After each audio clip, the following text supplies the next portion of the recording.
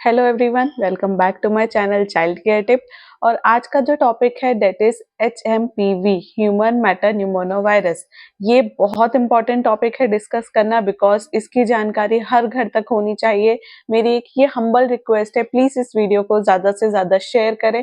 सभी के घर तक इसकी जानकारी पहुंचनी चाहिए, क्योंकि आज मैं इस टॉपिक पे डिस्कस करने वाली हूँ कि क्या इसके सिम्टम्स है, क्या इसका ट्रीटमेंट है, क्या इसके प्रिकॉशंस हैं, कब अलार्मिंग साइन होता है कि आपको डॉक्टर के पास विजिट करना है।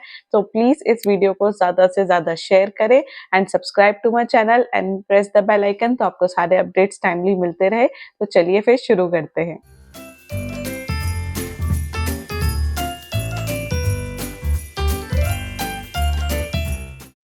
तो मैं इस टॉपिक पे बात करना इसलिए चाहती हूँ क्योंकि ये बहुत ही ज़्यादा इम्पोर्टेंट टॉपिक है। क्योंकि अभी रिसेंटली ही मेरे सामने एक केस आया कि मेरे एक नोन में जिनके 2 छोटे-छोटे बच्चे थे, उनकी मम्मी अब उस दुनिया में नहीं है। And the reason was only this कि उनको निमोनिया हो गया, और कब ये बिगड़ गया, कब इतना बढ़ गया, उन्हें पता ही नहीं चला। और ये कफ एंड कोल्ड फैला था उन्हें, वो उनके बेबी से ही फैला था। क्योंकि ये जो वायरस है ये जनरली अफेक्ट करता है 5 साल से छोटे बच्चों में and older people who are more than 60 years. तो जो भी 5 ईयर्स से छोटे बेबीज हैं एंड ओल्डर पीपल जो 60 साल से बड़े हैं, तो प्लीज उनका स्पेशल ध्यान रखें, क्योंकि उनकी इम्यूनिटी इतनी स्ट्रांग नहीं होती है कि अगर उनको ये वायरस कैच कर जाए तो वो उससे लड़ पाए। सो प्लीज मेक श्योर कि आप उनका ध्यान रखें, उन्हें ज्यादा भीड़ भाड़ वाले एरिया में ना लेके जाएं। एंड इन केस आपको जो भी सिम्टम्स मैं आगे बताने वाली हूँ वो दिखते हैं, तो आपको इमीडिएटली डॉक्टर को विजिट करना है। तो अब आगे बात करते हैं।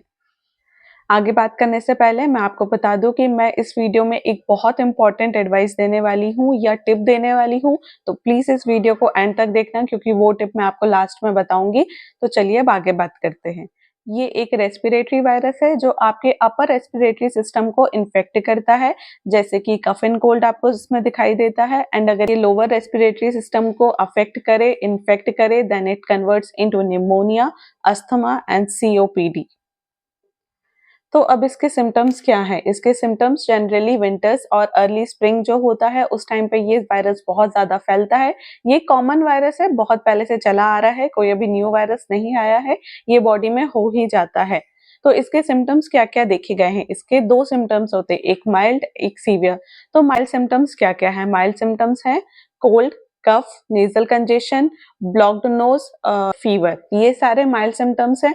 एंड अब इसके सीवियर सिम्टम्स क्या-क्या हैं? बहुत ज़्यादा तबीयत खराब होना, आपका फ़ीवर बहुत ज़्यादा रहना, 3 दिन से ज़्यादा अगर आपका फ़ीवर है तो, आपको साँस लेने में दिक्कत होना, शॉर्टनेस ऑफ ब्रेथ होना, साँस लेते हैं तो साँस से आवाज़ आना, आपकी पसलियों में दर्द होना, कफ, कोल्ड, निमोनिया, बोलने में आपके गले में दर्द होना, ये सारे सीवियर सिम्पटम्स हैं HMPV के। अब वैसे तो ये वायरस जनरली कुछ दिनों में या 1 हफ्ते में ठीक हो जाता है, बट अगर इन केस आपको ये ठीक नहीं हो रहा है एंड ये सीवियर सिम्पटम्स आपकी बॉडी में हो रहे हैं या आपके बेबी में दिख रहे हैं, तो प्लीज विजिट डॉक्टर इमीडिएटली। तो अब सवाल आता है, क्या ये ट्रांसमिटेड डिसीज है? यस, ये ट्रांसमिटेड डिसीज है, ये फैलता है। तो आप स्पेशल ध्यान रखें, अगर आपके घर में किसी को भी कफ एंड कोल्ड हो गया है तो प्रिकॉशनरी मेजर्स आपको लेने हैं। अब इसमें कॉम्प्लिकेशंस क्या-क्या हैं? कॉम्प्लिकेटेड सिचुएशंस हैं bronchitis, bronchiolitis, pneumonia, asthma and COPD। ये सारे ही कॉम्प्लिकेशंस इसमें दिखाई दिए हैं। तो प्लीज आप जल्दी से जल्दी डॉक्टर्स को विजिट करेंगे। इन सिचुएशंस में आपको हो सकता है हॉस्पिटलाइज भी होना हो। डॉक्टर्स जो भी मेडिसिन वगैरह प्रिस्क्राइब करें आपको वो लेना पड़ेगा। डॉक्टर्स पहले इस चीज को, इस वायरस को कंट्रोल करने की कोशिश करेंगे, देन इसको ठीक करेंगे। So please visit your doctor as soon as possible if you see any of these situations in your body. अब इस वायरस का डायग्नोस कैसे होता है? तो ये इसका डायग्नोसिस होता है एक लैब टेस्ट से। एक स्वैप लेंगे वो आपके नोज या थ्रोट से, उसके बाद ही लैब में जाके इसका टेस्ट होगा। उसके बाद पता चलेगा कि क्या आपको HMPV है। अब बात करते हैं कि आपको इसके लिए प्रिकॉशंस क्या-क्या लेने हैं। तो आपको कंटिन्यू अपना हैंड वॉश करते रहना है।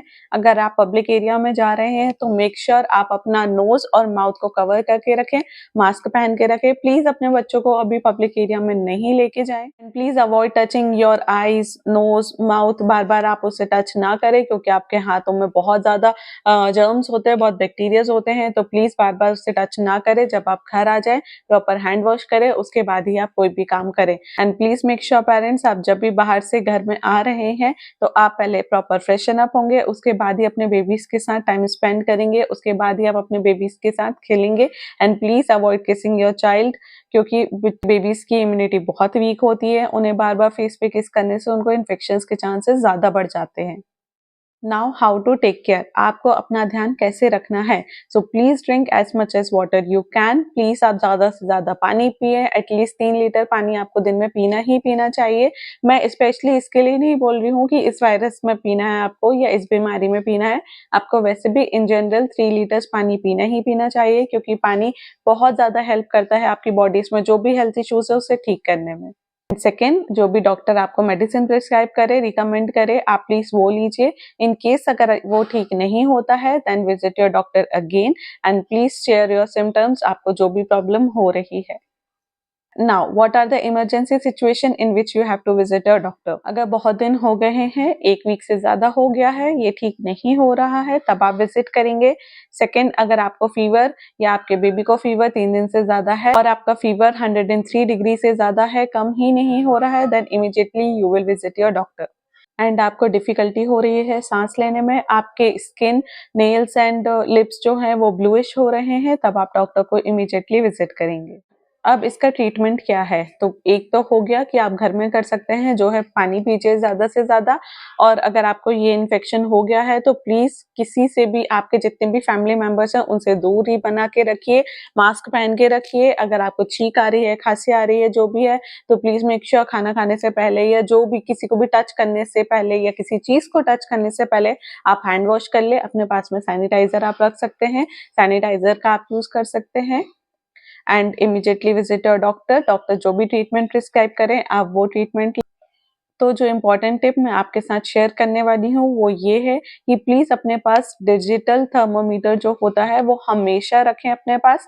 इन केस आपको जैसे भी बॉडी में थोड़ा भी लग रहा है कि फीवर है या जो भी है, तुरंत प्लीज चेक करें। And second important thing is oximeter. Oximeter आप अपने पास हमेशा रखेंगे, क्योंकि अभी जो मैंने आपके साथ केस डिस्कस किया उस केस में यही हुआ था। उनका ऑक्सीजन 19 हो गया था और वो अपने पैरों पे चल के हॉस्पिटल गए हैं। उनको पता ही नहीं चला घर में कि उनका इतना ज़्यादा ऑक्सीजन कम हो गया है। ऑक्सीजन कम होने की वजह से ब्लड सप्लाई नहीं हो पा रहा था उनके ऑर्गन्स में और ऑर्गन फेलियर हो गया।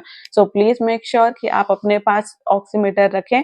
ये वीडियो आपको डराने के लिए बिल्कुल भी नहीं था, बस आपको क्या क्या प्रिकॉशनरी मेजर्स लेने हैं इसलिए था कि ये जानकारी सभी तक होनी चाहिए कि कब अलार्मिंग सिचुएशन होती है तो आपको डॉक्टर विजिट करना है।